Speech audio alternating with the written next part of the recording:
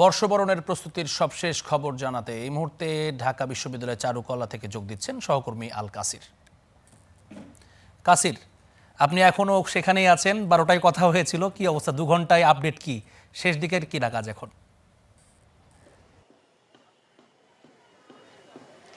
ধন্যবাদ জ্যাভলিন। এখনও আছি, জানি না কতক্ষণ থাকতে হবে।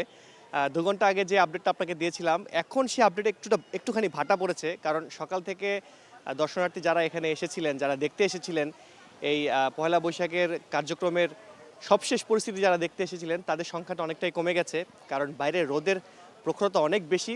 আমার নিজেরও রোদে দাঁড়িয়ে থাকতে অনেক কষ্ট হচ্ছে। তো এখন পর্যন্ত যারা এখানে আছেন তারা কিন্তু এই উৎসব বা সেই উদ্দীপনা বা সেই ফুরফুরে মনোভাব নিয়ে আছেন। আমরা ধারণা করছি বিকেলের পর, অর্থাৎ বিকেল থেকে সন্ধ্যা নাগাদ এখানকার ব্যস্ততা বা মানুষের ভিড় সকালের মতো আবারও বাড়বে।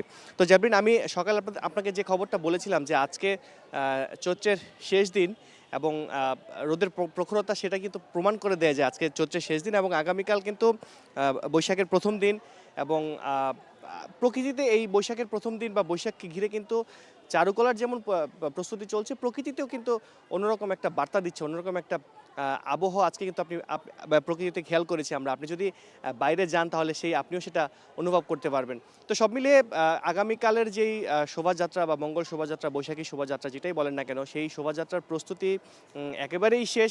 সকাল থেকে যেই মোটিভগুলো যেগুলো বাকি ছিল, সেগুলো কার্যক্রম যারা করছিলেন, কাজ যারা চালিয়ে নিচ্ছিলেন, সেগুলো কাজ শেষ হয়ে গেছে। এখন কিছু মুখোশ, সেগুলো আমরা দেখেছি, কিছু মুখোশ, কিছু প্লেকার্ডের মতো কিছু তৈরি করা হচ্ছে, সেগুলো আগামীকাল মঙ্গল শোভাযাত্রায় শোভা পাবে। এছাড়া পটচিত্র যেগুলো আছে বা আরও যেই অনুষঙ্গ যেগুলো আছে, সেগুলোর কার্যক্রমও শেষ হয়ে গেছে আমরা দেখেছি। এখন যে যার মতো করে একটু অবসর সময় পার করছেন চারুকলায়। তার পাশাপাশি কারণ হচ্ছে এই 10-12 দিন ধরে যেই দীর্ঘ কর্মযজ্ঞ চলেছে, এখন সেই কর্মযজ্ঞের ব্যস্ততা খুব একটা নেই।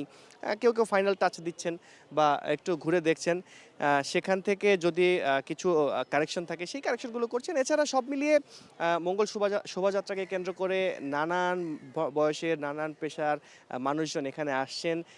তারা তাদের মতো করে আজকের দিনটি, চৈত্র সংক্রান্তির দিনটি উদযাপন করছেন এবং তারা আগামীকাল পয়লা বৈশাখ উদযাপন করবেন বলে আশা ব্যক্ত করছেন। তো জ্যাভলিন, এই ছিল আমার কাছে সবশেষ আপডেট। অনেক ধন্যবাদ কাসির। সহকর্মী কাসির জানাচ্ছিলেন ঢাকা বিশ্ববিদ্যালয়ের বর্ষবরণ উৎসবের প্রস্তুতির খবর।